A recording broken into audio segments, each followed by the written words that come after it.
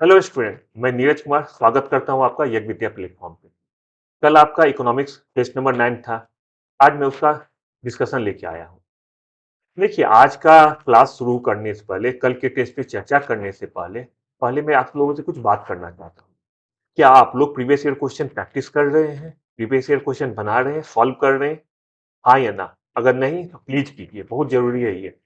हो सकता है बिहार में आप लोग में से बहुत बच्चों का ये कहना होगा कि बिहार में क्वेश्चन रिपीट नहीं करते, कम करते हैं।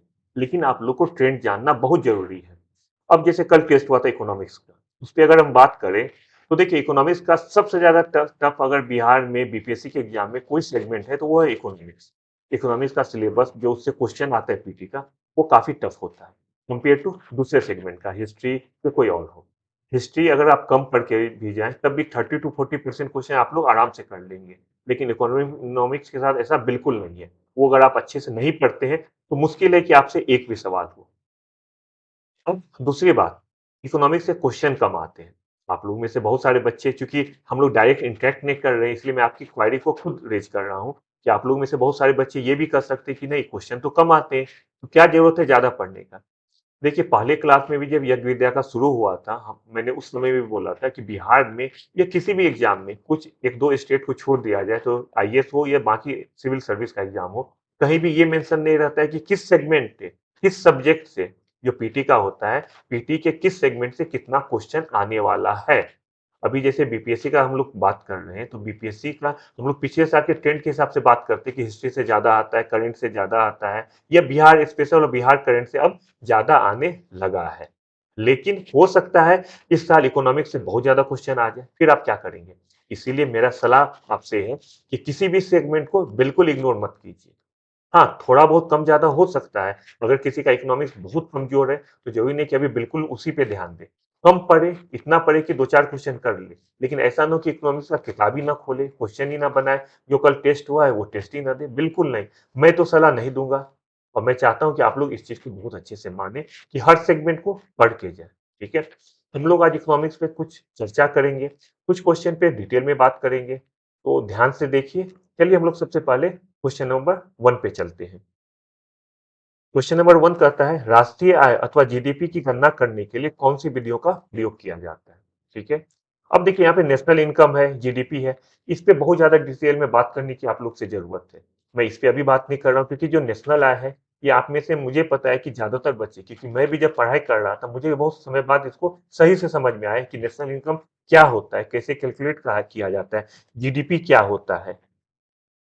सब कुछ समझने में समय लग गया, और ये सब कुछ मैं आपको सिर्फ 20 से 25 मिनट में किसी दिन मैं आराम से ये सारे सेगमेंट पे पर कैपिटा इनकम क्या होता है, मैं 15 से 20 मिनट में बिल्कुल डिटेल में अच्छे से आपको बता दूंगा। अभी हम लोग इस क्वेश्चन को देखते हैं। तो इसके ऑप्शन है, 3 ऑप्शन दिया हुआ है। इसका आंसर है उपयुक्त एक से अधिक। क्यों? ये तीनों है, उत्पाद विधि, आय विधि, व्यय विधि। ये तीनों का जरूरी होता है राष्ट्रीय आय अथवा जीडीपी की गणना करने के लिए। लेकिन होता क्या है कि इसमें से जो व्यय विधि है, इसका सबसे ज्यादा यूज होता है, क्योंकि ये आसानी से उपलब्ध हो जाता है, इसलिए इसका सबसे ज्यादा यूज होता है। अगर आपसे एग्जाम में पूछा जाए किस विधि का यूज होगा, तो तीनों हो जाएगा। ठीक, लेकिन अगर ये पूछा जाए कि सबसे आसानी से सबसे ज्यादा किसका यूज होता है, तब आप कहेंगे व्यय विधि। ठीक है, एक्सपेंडिचर मेथड। सेकेंड क्वेश्चन है कि कौन सा सुधार अर्थव्यवस्था में सबसे ज्यादा आशावादी परिदृश्य को बताता है या दर्शाता है? निम्नलिखित में कौन सा सुधार? जेड आकार का सुधार, वी आकार का सुधार, या डब्ल्यू आकार का सुधार? देखिए, ये सब तीन बहुत सारे सिनेरियो है, यहाँ पे आपको सिर्फ तीन का बारे में बात करना है। बहुत सारा सिचुएशन आता है कि इकोनॉमी को देखने के लिए कि हमारा इकोनॉमी ऊपर जा रहा है, नीचे जा रहा है, ऊपर किस तरह से, नीचे आने के बाद ऊपर जा रहा है। इसके लिए हम लोग के इकोनॉमी में बहुत सारा सुधार होता है, बहुत सारा डायमीटर होता है, जिसके आधार पे हम लोग ये चेक करते हैं। तो इसका आंसर होगा जेड आकार का सुधार। क्यों? आगे बता रहा हूँ। देखिए, जो जेड आकार का सुधार है, ये सबसे ज्यादा आशावादी परिदृश्य को दिखाता है। आशावादी परिदृश्य का मतलब क्या होता है? पॉजिटिव, पॉजिटिव इंटेंट को दिखाता है जेड आकार का सुधार। ठीक है, इसमें क्या होता है कि एक बार जब नीचे आता है अर्थव्यवस्था, फिर नीचे आने के बाद तेजी से बढ़ता है जेड आकार में। नीचे आता है लेकिन उसके बाद तेजी से बढ़ना शुरू करता है। जैसे कोविड काल को आप लोग देख लीजिए। कोविड काल में हम लोग का इकोनॉमी, हमारा नहीं पूरे विश्व का इकोनॉमी काफी नीचे आ गया था, लेकिन उसके बाद जैसे ही कोविड कम होना शुरू हुआ, इकोनॉमी फिर अपना रफ्तार पकड़ लिया। तो ये आकार का सुधार जो है सबसे आशावादी परिदृश्य को दिखाता है। वी आकार का सुधार, इसमें क्या होता है, देखिए इसमें अर्थव्यवस्था जल्दी से खोए हुए आधार को फिर से भर देती है और समान विकास की प्रवृत्ति रेखा पर वापस आ जाती है। मैं आपको आराम से समझा रहा हूँ, ये देखिए वी आकार, वी इस तरह से लिखा जाता है। इसमें क्या होता है, मान लीजिए इकोनॉमी हमारा यहाँ पे है, ये तेजी से नीचे की ओर आ रहा है, देख रहे हैं यहाँ पे इसको टच कर रहा है, तेजी से नीचे की ओर आ रहा है, फिर क्या होता है, फिर वे तेजी से ऊपर की ओर चला जाता है। बिल्कुल जिस तरह से वी लिखा जाता है इस तरह से, उसी तरह से ये हमारा अर्थव्यवस्था का एक सुधार भी है।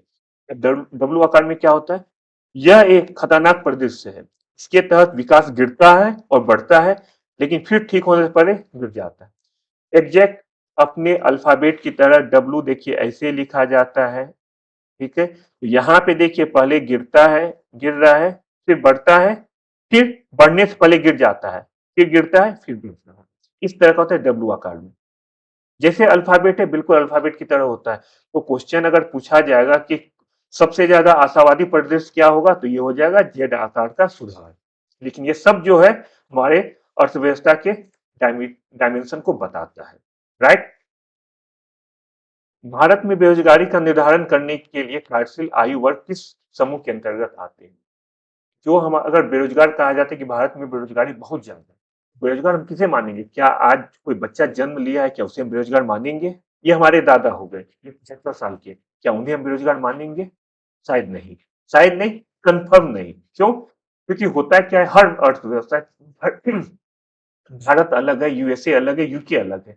हर देश में अर्थव्यवस्था में एक कार्यशील वर्ग होता है। भारत में कार्यशील वर्ग क्या है, वो देख लीजिए, भारत में कार्यशील वर्ग है 15 से 60, मतलब 15 से 60 वर्ग में जो आते हैं वही बेरोजगार के अंतर्गत आएंगे। कोई 14 साल का आदमी या 14 साल का बच्चा बोल लीजिए, वो बेरोजगार नहीं कहलाएगा। वैसे ही कोई 62 साल का बुजुर्ग बेरोजगार नहीं कहलाएगा। इसके पीछे कुछ डेफिनेशन दिया हुआ है, क्या है, इसको देखिए, देखिए ध्यान से देखिए। भारत में बेरोजगारी को परिभाषित करते हुए बताया गया है कि एक बेरोजगार व्यक्ति वो है, क्या, कुछ कंडीशन है, जो कार्य करने की योग्यता या क्षमता रखता हो। पहला कंडीशन है कि कार्य करने की क्षमता,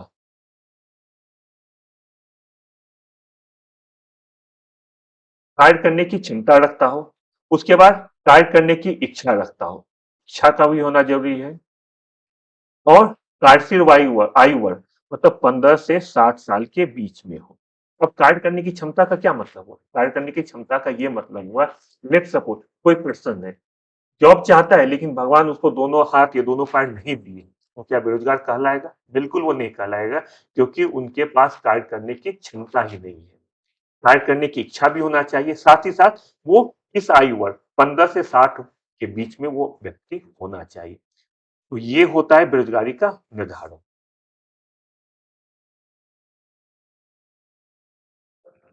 अब हम लोग अगले प्रश्न पे जाते हैं। देखिए ये है, लॉरेंज वक्र द्वारा पूर्ण समानता को कितने डिग्री द्वारा प्रदर्शित किया जाता है, बहुत इंपॉर्टेंट क्वेश्चन है। एक चीज और मैं बात करूंगा कि बिहार में जो इकोनॉमिक्स का क्वेश्चन पूछा जाता है, अगर आप क्वेश्चन कम ही आ रहा है लेकिन आप देखेंगे तो इसमें से दो सेगमेंट से हर साल क्वेश्चन होता है। क्या है सेगमेंट, एक है 5 ईयर प्लान और दूसरा है अनएम्प्लॉयमेंट। इन दो सेगमेंट से हमेशा बिहार में क्वेश्चन आता है।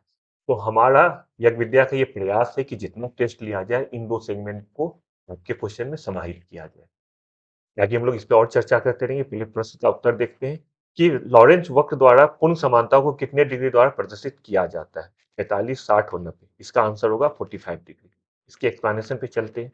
देखिए आय असमानता को मापने के लिए गणितीय सूत्र दो चीज होता है, एक होता है गिनी गुणांक जिसको कहा जाता है गिनी कोएफिशिएंट, और दूसरा होता है लॉरेंज वक्र। दोनों में अंतर क्या होता है, दोनों आय असमानता को मापता है लेकिन दोनों में अंतर क्या है, जो गिनी गुणांक है ये अंकगणितीय आधार पे मापता है, ठीक है, और जो लॉरेंज वक्र है वो ग्राफ के आधार पे मापता है, ठीक है। अब देखिए जो गिनी गुणांक है वो 0 से 1 के बीच में लेके इसका माप होता है, और ये जो आपको लॉरेंज वक्र है इसमें 45 डिग्री का मतलब होता है पूर्ण समानता। क्या 0 से 1 है, इस पे मैं आपको कुछ बताना चाहता हूं, आइए इस पे देखते हैं। देखिए जो गिनी गुणांक है ये 0 से 1 के बीच में होता है, ठीक है। 0 से 1 का मतलब ये हो गया कि अगर गिनी गुणांक का मान 0 होगा इसका मतलब होता है पूर्ण समानता, और 1 का मतलब हो गया पूर्ण समानता। इसका मतलब हो गया कि अगर किसी भी इकोनॉमी में जीरो आता है, गिनी गुणांक उसका जीरो है, इसका मतलब हुआ वहां पे आय सबके बीच समान है। और अगर वन होता है, इसका मतलब है कि सबसे ज्यादा असमानता है। इसीलिए किसी भी अर्थव्यवस्था का यह उद्देश्य होना चाहिए कि उसका गिनी गुणांक जीरो या उसके आसपास हो। जीरो होना बहुत मुश्किल है कि सारे व्यक्ति का आय एक समान हो, बहुत मुश्किल है, लेकिन जीरो के आसपास हो। क्या होगा अगर गिनी गुणांक 0.2 हो है पिछले साल और अभी 0.3 हो गया? इसका क्या मतलब है? इसका मतलब ये है कि पिछले साल समानता ज्यादा थी, इस साल समानता कम हो गई। दूसरे शब्दों में इस साल असमानता ज्यादा हो गई, देखिए 0.3 हो गया। जैसे जैसे जीरो से एक की तरफ गिनी गुणांक बढ़ते जाएगा, वैसे वैसे पूर्ण असमानता ज्यादा होते जाएगा। और जैसे जैसे जीरो की तरफ आते जाएगा, वैसे वैसे पूर्ण समानता होते जाएगा। ध्यान दीजिए, जीरो से एक के बीच गिनी गुणांक जाता है। जीरो का मतलब होता है पूर्ण समानता, एक का मतलब होता है पूर्ण समानता।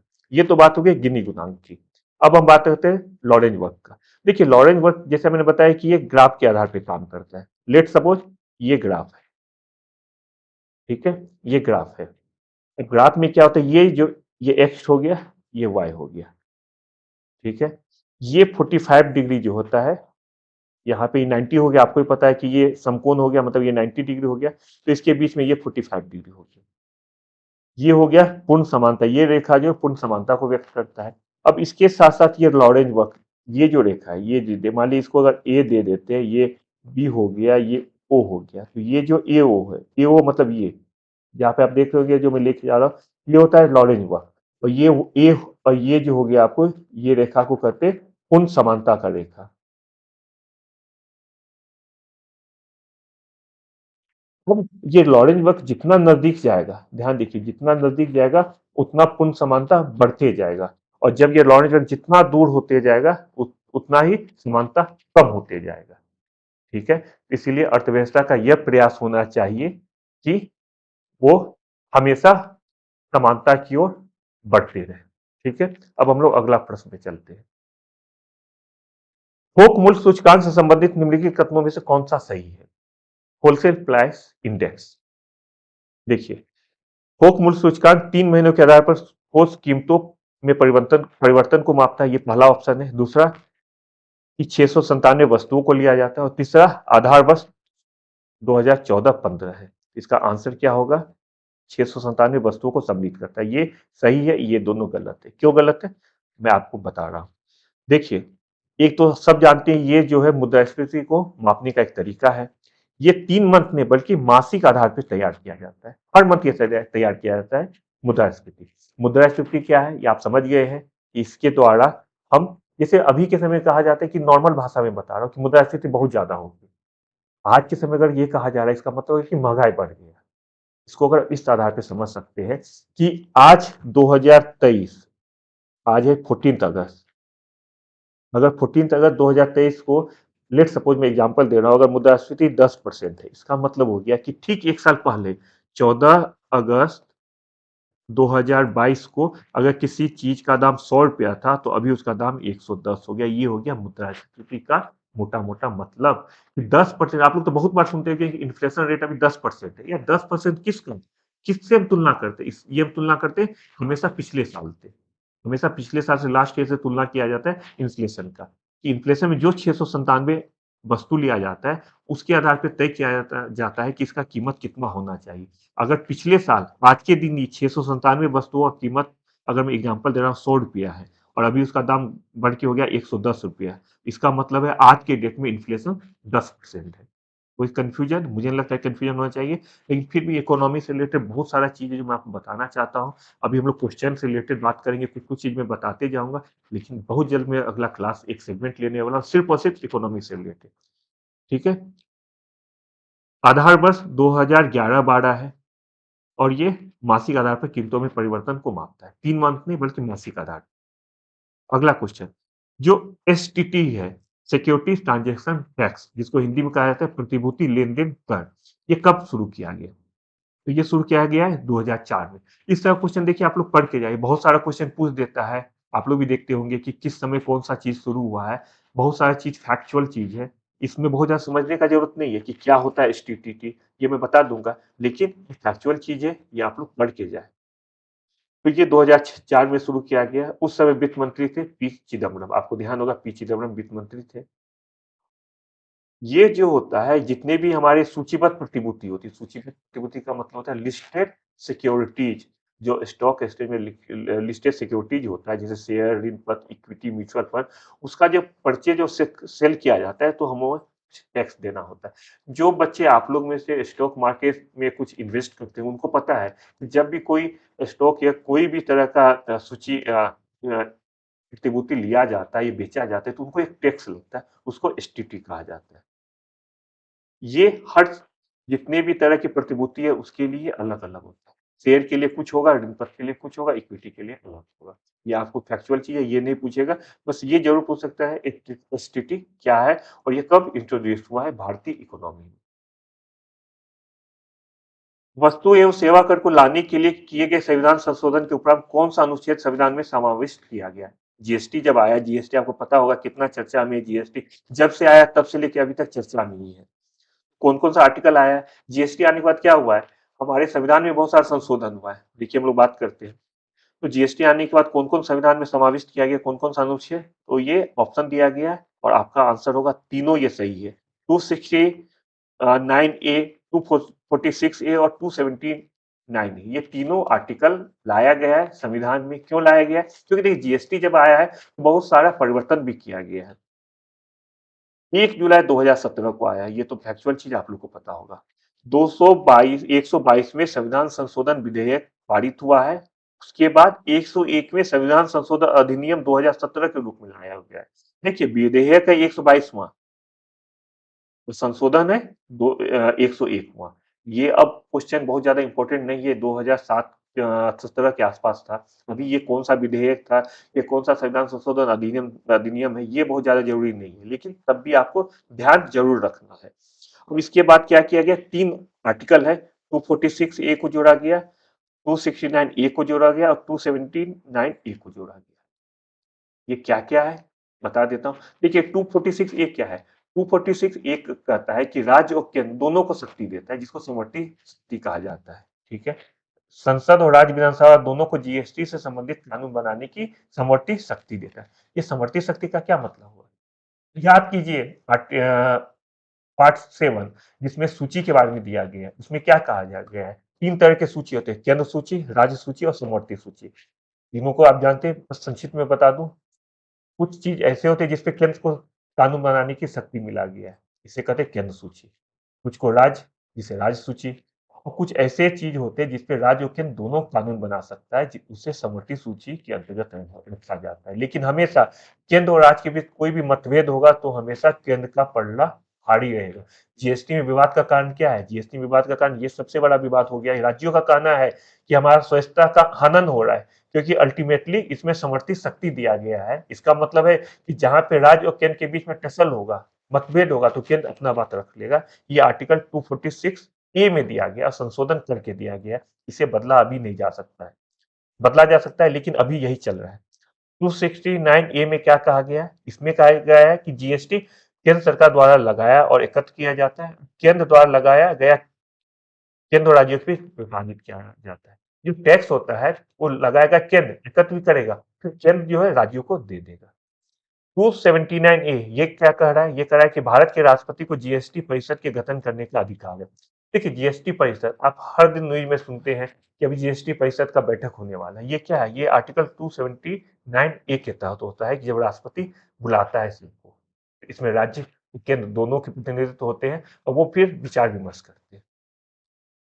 नाबार्ड की स्थापना किस पंचवर्षीय योजना के अंतर्गत किया गया है?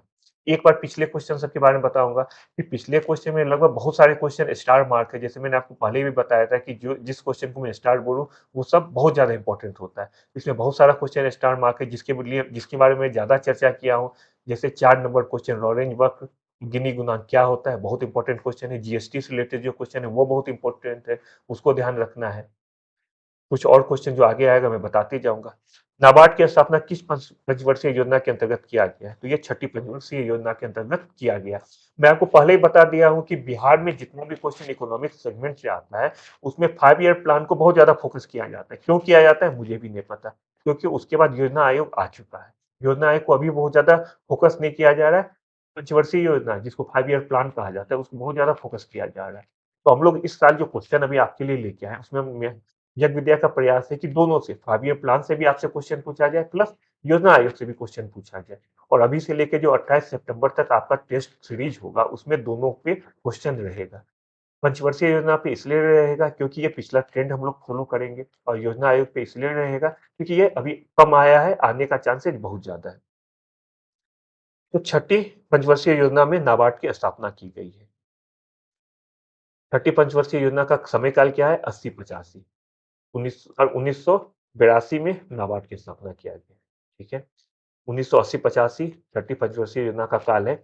और यह योजना जो गरीबी हटाओ के नारे के साथ अपनाया गया था। और आप लोग में से बहुत सारे बच्चे ध्यान होगा कि गरीबी हटाओ का नारा श्रीमती इंदिरा गांधी ने दिया था, और 1980 में उनकी सरकार थी, इसलिए वो जब छठी पंचवर्षीय योजना आया था तो इंदिरा गांधी जी ने गरीबी हटाओ का नारा दिया। उनका कहना था कि ये जो हम लोग पंचवर्षीय योजना ला रहे हैं, इसमें हम लोग गरीबी हटाने पे बहुत ज्यादा फोकस करेंगे। बी शिवरमन के अनुसार पर किस बैंक की स्थापना की गई है? ये आसान क्वेश्चन है। ये हो जाएगा, नाबार्ड की स्थापना किया गया है। नाबार्ड का कृषि से संबंधित शीर्ष इकाई है, इसका मुख्यालय मुंबई में है। और 12 जुलाई 1982, डेट याद रखिएगा। बी शिवरमन। देखिए, कुछ कुछ क्वेश्चन ऐसा आता है कि उसमें बहुत सारे फैक्ट आते हैं, लेकिन बहुत जल्दी याद हो जाते हैं। जैसे नाबार्ड है, ये 1982 में स्टैब्लिश हुआ है, 12 जुलाई 1982 को स्टैब्लिश हुआ है। इसका हेडक्वार्टर कहाँ है? मुंबई में है। अब किसकी अनुशंसा से लाया गया है? तो बी शिवरमन की अनुशंसा से ये लाया गया है। सिडबी, जिसे भारतीय लघु उद्योग विकास बैंक कहा जाता है, इसकी स्थापना 1990 में हुआ है। एक्जिम बैंक जो होता है, जिसे आयात निर्यात आयात बैंक कहा जाता है, इसका स्टैब्लिश हुआ है ये 1982 में। छोटे व्यवसायों और कम आय वाले परिवारों के लिए व्यापक वित्तीय सेवाएं और पर सुझाव देने के लिए किस समिति का गठन किया गया है? इसका ऑप्शन है, 3 ऑप्शन है, सही उत्तर होगा नचिकेत मोड़ समिति। तीनों समिति के बारे में आपको बता दूं। देखिए, नचिकेत मोड़ समिति का गठन 2013 में हुआ है। क्यों हुआ है? देश के हर नागरिक को वित्तीय व्यवस्था से जोड़ने पर सुझाव देने के लिए किया गया। इसका मकसद था कि देश में जितने भी आदमी हैं, वो किसी तरह से इंडिया के फिनांस से जुड़ जाए। जस्टिस एमपी शाह समिति का गठन 2014 में किया गया काले धन की जांच के लिए। बहुत फेमस हुए थे एमपी शाह समिति, अगर ध्यान होगा काले धन से जांच करने के लिए बहुत ज्यादा फेमस हुआ था। आप में से जो स्टूडेंट 10 साल से तैयारी कर रहे होंगे, उनको पक्का ही एमपी शाह समिति याद होगा, वो काफी ये एग्जाम में चढ़ के जाते हैं। विमल जलान समिति का गठन 2018 में हुआ है। भारतीय रिजर्व बैंक की आर्थिक पूंजी की समीक्षा करने के लिए किया गया है। देखिए, यज्ञ विद्या आपके लिए सब कुछ लेके आता है, लेकिन आपको तभी मिल पाएगा जब आप यज्ञ विद्या को सब्सक्राइब करते हैं। आप सब्सक्राइब कीजिए, प्लस अपने शेयर कीजिए अपने फ्रेंड को या पढ़ने वाले को। आप यज्ञ विद्या को प्ले स्टोर से डाउनलोड कर सकते हैं। हर दिन रात को 10 बजे टेस्ट होता है, आप लोग टेस्ट दे सकते हैं। अगले दिन एक्सप्लेनेशन होगा। अपना फीडबैक दीजिए, आपको क्या चाहिए, आपको कहाँ कमी लग रहा है। हम लोग हर चीज करने के लिए, हमारा टीम तैयार है, बस आपके फीडबैक की जरूरत है। अब हम लोग चलते हैं अगले प्रश्न पे। नारियल विकास बोर्ड का मुख्यालय कहाँ है? तो इसका सही आंसर होगा कोच्चि। देखिए, नारियल विकास बोर्ड 12 जनवरी 1981 को अस्तित्व में आया। इसका मुख्यालय केरल के कोच्चि में है। कुछ क्षेत्रीय कार्यालय भी हैं, जैसे बेंगलुरु, चेन्नई, गुवाहाटी, पटना। इसके अलावा भी कुछ कुछ है, जैसे महाराष्ट्र में थाने भी है। अगला प्रश्न है, मोबाइल हनी प्रोसेसिंग वैन की शुरुआत किसने की है? ये क्वेश्चन थोड़ा कंफ्यूजन वाला है। कंफ्यूजन वाला इसलिए है, वो मैं आंसर में बताऊंगा क्यों कंफ्यूजन वाला है। देखिए, हनी प्रोसेसिंग वैन लिखा हुआ है, तो आप लोगों में से ज्यादा बच्चों को होगा कि हनी लिखा हुआ है, या तो मधुमक्खी राष्ट्रीय मधुमक्खी बोर्ड होगा, या आपको एकीकृत मधुमक्खी पालन विकास केंद्र होगा। लेकिन इसका आंसर है खाद्य और ग्रामोद्योग आयोग है। सेम उसी चीज को एक्सप्लेनेशन में लिखा गया है। ये सिंपल क्वेश्चन है, बहुत ज्यादा दिमाग नहीं लगाना है, बस एक बार पढ़ लेना है।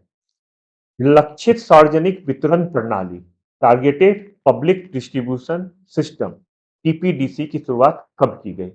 जो ऑप्शन है उसमें से कोई नहीं है। क्यों? क्योंकि इसका शुरुआत किया गया 1997 में किया गया है।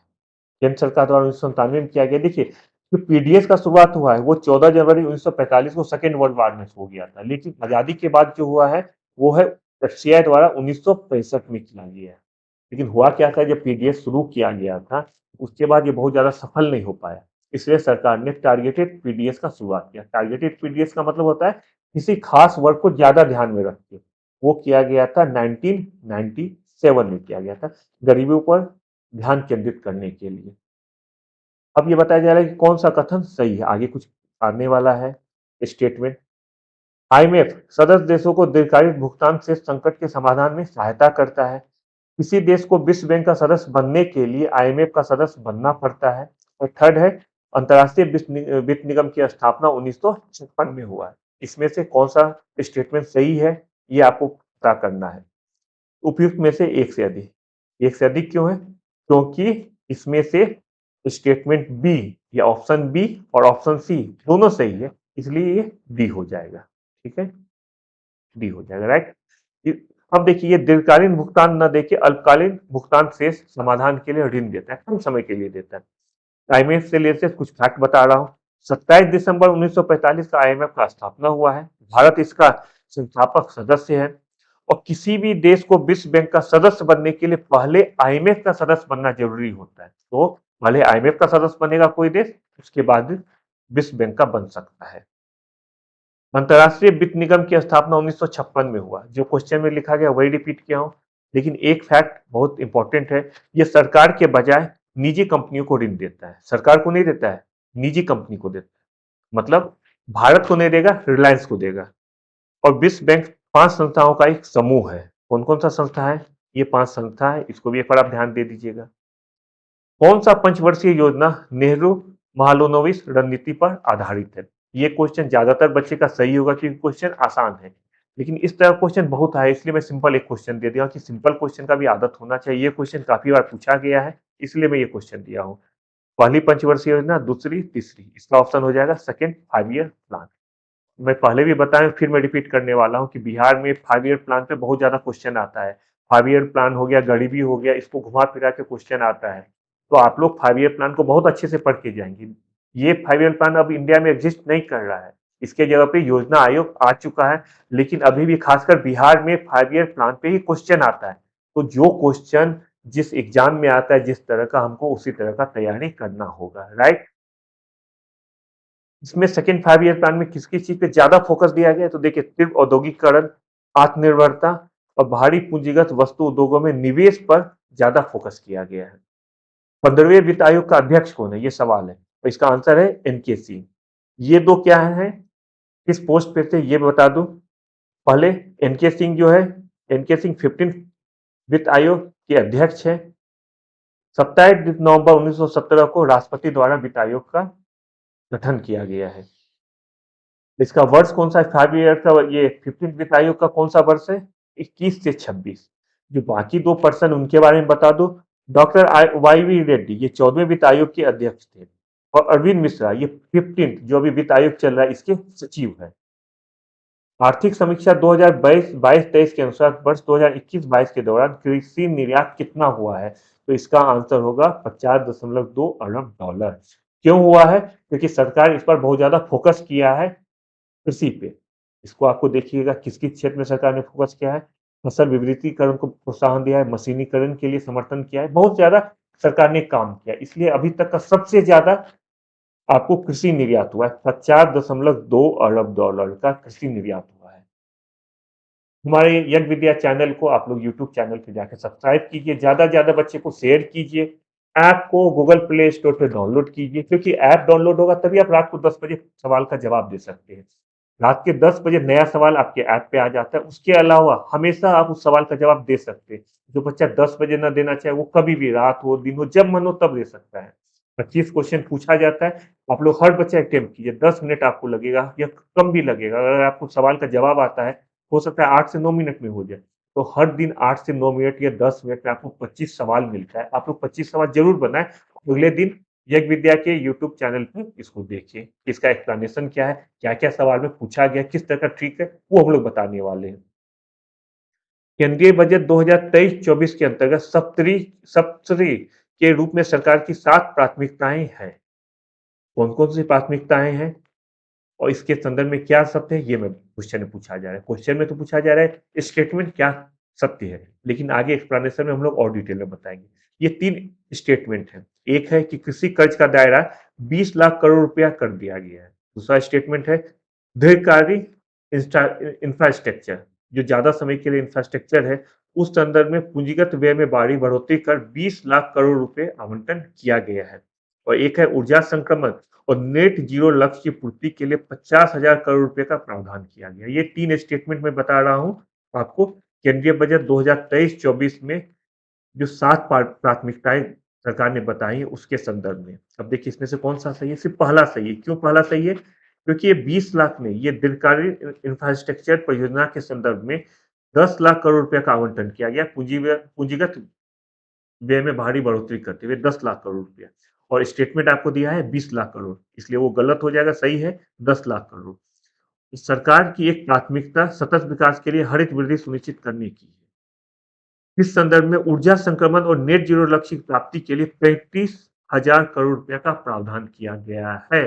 स्टेटमेंट में आपको दिया गया 50,000 करोड़ रुपया, लेकिन सही है 35,000 करोड़ रुपया। किस संदर्भ में? ऊर्जा संक्रमण और नेट जीरो लक्ष्य की प्राप्ति के लिए 35,000 करोड़ रुपया। अब देखिए 7 प्राथमिकता वाला क्षेत्र जो है उसको आपको ध्यान रखना होगा, कौन-कौन सा 7 प्राथमिकता वाला क्षेत्र है। एक्सप्लेनेशन में आपको बताया गया है, इसको आप लोग ध्यान से पढ़ेंगे। देखिए यूट्यूब का एक फ़ायदा है ऑनलाइन क्लास का कि जहाँ पे आपको कन्फ्यूजन हो रहा है, बार-बार पीछे जाए, आगे जाए, पीछे जाए, आगे जाए, पॉज़ करें। जब आपको जिस क्वेश्चन पे कन्फ्यूजन हो रहा है, उस क्वेश्चन पे जाए और पढ़ लें, उसे देखिए। जैसे क्वेश्चन नंबर 4 उसमें मैंने ग्राफ बताया था, उस पे जाकर देखिए अगर एक बार में समझ में नहीं आता, मैंने बहुत सिंपल वर्ड में बताया है। अगर समझ में नहीं आता है, फिर से दोबारा जाके देखिए। अगर दोबारा जाने के बाद भी समझ में नहीं आता है, आप क्वेश्चन पूछिए, मुझसे पूछिए, चैनल पे दीजिए, मैं आपका उसका जवाब दूँगा, हमारा टीम जवाब देगा। तो आप लोग हमेशा क्वेरी अपना रेज़ कीजिए। आप लोग क्वेरी करेंगे तब हम लोग आपको सारा सॉल्यूशन देंगे। अभी तक जो मुझे और हमारी टीम को सही लग रहा है, वो आपके सामने लेके हम लोग आ रहे हैं। लेकिन आप लोग बताएँगे कि हर बच्चे को किस तरह का दिक्कत हो रहा है। ठीक है? केंद्रीय बजट 2023-24 के अंतर्गत प्राप्त होने वाले राजस्व का सही अवरोही क्रम क्या है? अवरोही का मतलब मैंने पहले भी बताया था, ज़्यादा से कम। ज़्यादा से कम होता है अवरोही, कम से ज़्यादा होता है अवरोही। तो अभी है अवरोही क्रम। तो इसका क्रम में क्या होगा? इसमें तीनों क्रम सही है, ये तीनों क्रम सही है। क्यों है तीनों क्रम सही? क्योंकि देखिए इस तरह के क्वेश्चन को बनाने के लिए आपको क्या करना है, कि कोई भी बजट हो, चाहे बिहार का हो, चाहे इंडिया का हो, आपको दोनों पढ़ के जाना है। बिहार का एग्ज़ाम दे रहे बीपीएससी, तो आप बिहार का पढ़ के जाएँ। जो बच्चे कुछ दिन बाद यूपी का देने वाले हैं, उस समय यूपी का पढ़ के जाएँ, अभी वैसे यूपी अगले साल होगा। कोई भी स्टेट का आता है, तो उस स्टेट का और सेंट्रल केंद्रीय बजट, ये दोनों पढ़ना बहुत ज़रूरी है। केंद्रीय बजट और जिस राज्य का आप एग्ज़ाम दे रहे हो, उस राज्य का बजट और समीक्षा। इस तरह के सवाल को देने के लिए देखिए क्या होता है, जितने मद होते हैं प्रतिशत, सरकार को कहीं न कहीं से राजस्व आता है, तब सरकार उस राजस्व को खर्चा करती है। जो राजस्व आता है वो उसका भी एक क्रम होता है, कहीं से ज़्यादा आता है, कहीं से कम आता है। तो जैसे उधार है, इससे सरकार 34% होता है, 34%। उधार का मतलब हुआ कि सरकार को कहीं से फ़ायदा नहीं हो रहा है, सरकार भी कर्ज़ लेती है, इससे 34% सरकार राजस्व इतना बढ़ाती है, कर्ज़ लेके राजस्व बढ़ाते हैं। सपोज़ कीजिए आपके पास पैसा नहीं है, आपने अपने फ्रेंड से ₹1000 ले लिया, तो आपको वो ₹1000 कल देना है, लेकिन आज की डेट में आपके पॉकेट में ₹1000 है। सरकार भी वही चीज़ करती है। सरकार 34% किसी न किसी से कर्ज़ लेती है। कल की डेट में सरकार को वापस करना है ये 34%, लेकिन आज की डेट में उनके पास ये 34% है। ठीक है? तो सरकार ये जो 8 मद दिया गया है, इसे आप बहुत अच्छे से देखेंगे कि किस मद के लिए कितना परसेंटेज मिल रहा है। उसके बाद आप इसका आंसर का जवाब दे देंगे। इसमें तीनों जो पूछा गया है, तीनों क्रम बिल्कुल सही है। तीनों स्टेटमेंट ए, बी, सी सही है, इसलिए इसमें आपका जवाब होगा डी।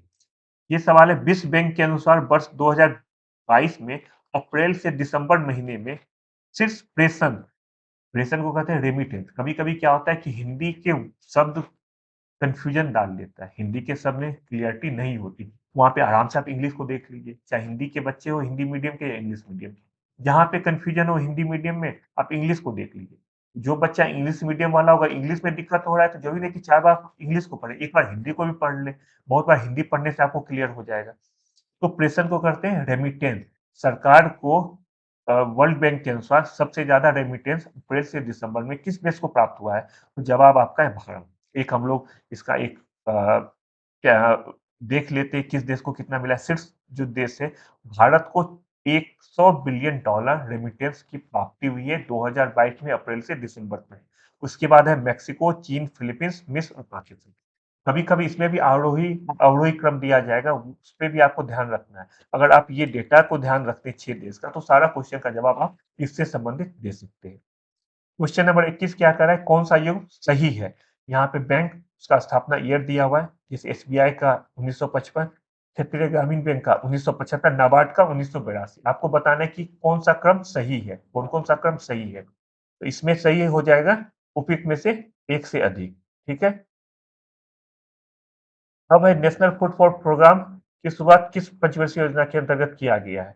इसमें आपका जवाब होगा 10वीं पंचवर्षीय योजना। ठीक है। ये 2004 में शुरू किया गया, national food for work programme 2004 में शुरू किया गया। 8वीं पंचवर्षीय योजना का समयकाल क्या था? 1992 से 97, और 9वीं का यह था 1997 से 2000। नीति आयोग से संबंधित निम्नलिखित कथनों में से कौन सा सही कथन है? ये 3 कथन दिया गया है, इसमें कौन सा सही है, इसमें आपको ध्यान देना होगा। तो इसमें से तीनों कथन सही है। ठीक है। ये एक बार आप देख लेंगे, कथन को मैं रिपीट नहीं कर रहा हूँ, क्लास लंबा हो जाएगा। ये तीनों कथन आपका सही है। 1 जनवरी 2015 को नीति आयोग का स्थापना हुआ है। तो नीति आयोग जो है, फंड आवंटन करने का कोई भी वित्तीय अधिकार नहीं, ये फंड आवंटित नहीं करता है।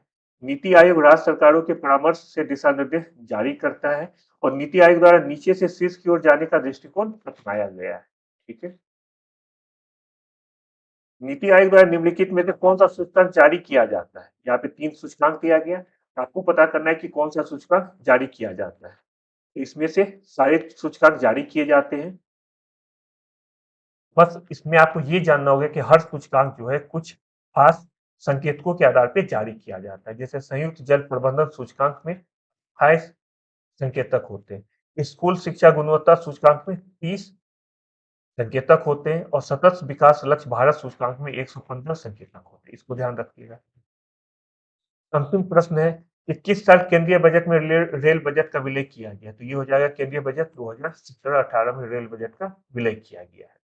ये क्वेश्चन बहुत आसान है। ठीक है। तो देखिए स्टूडेंट, हम लोग का आज का एक्सप्लेनेशन समाप्त हो रहा है। आप लोग को कुछ बातें मैं बताने वाला हूँ, बिल्कुल ध्यान से सुनिए।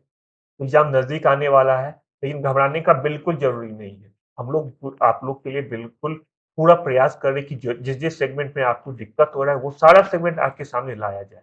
जैसे अभी कुछ दिनों बाद बिहार का इकोनॉमिक सर्वे और बिहार का बजट आने वाला है। कुछ दिनों के बाद हमारा करंट स्पेशल सीरीज शुरू होने वाला है। बिहार स्पेशल, बिहार करंट का स्पेशल सेगमेंट आपके सामने लेके आया जाएगा। तो डरने की जरूरत नहीं है। जैसे मैंने आपको बताया था कि एक 28 को मैथ का क्लास होगा, 28 ये कौन, अभी मुझे ध्यान नहीं आ रहा है, लेकिन अगस्त मंथ में एक मैथ का क्लास मैं लेने वाला हूँ। इसके अलावा 30 सितंबर को आपका पेपर है, तो सितंबर मंथ में कम से कम 3 से 4 मैं आपका दूसरा मतलब मैथ से रिलेटेड मैथ और रीजनिंग का एक क्लास लेने वाला हूँ, जिससे 10 क्वेश्चन जो मैथ की होंगी, उसमें से सारे बच्चे सारे क्वेश्चन का जवाब देने के लिए अपने आप को सफल पा जाए, ये हमारा प्रयास है। ठीक है। तो हम लोग फिर मिलते हैं नए सेगमेंट में। तब आप लोग बहुत अच्छे से अपना ख्याल रखें। आप बाय बाय।